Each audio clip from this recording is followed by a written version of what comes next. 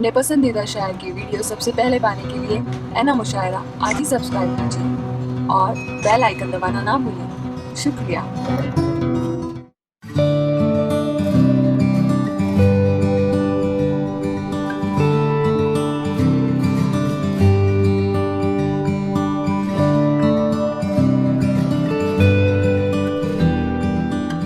दोस्तों, Dharavi police station की senior pi साहब, पुलिस इंस्पेक्टर साहब और तमाम पुलिस जवानों का बहुत बहुत शुक्रिया अदा किया जाता है।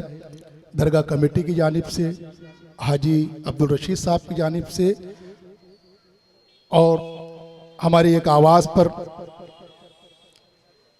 आप लोगों की मोहब्बत में मोहतरमुल मकाम अली खान साहब यहाँ तशरीफ़ लाए, उनका भी इस्तकबाल किया जाता है। इसी के साथ साथ धारावी की तमाम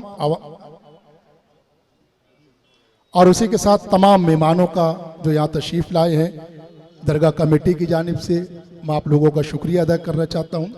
ख़ास तौर से जो शोराए कराम यहाँ पे तशरीफ़ लाए हैं, बहुत ही कम वक्त में बड़े खूबसूरत कलाम से हमें नवाजा है। दरगाह कमेटी की जानिब से, आयना मुशायरा की जानिब से मैं आप तमाम लोगों का शुक्रिया अदा करना चाहता हूँ।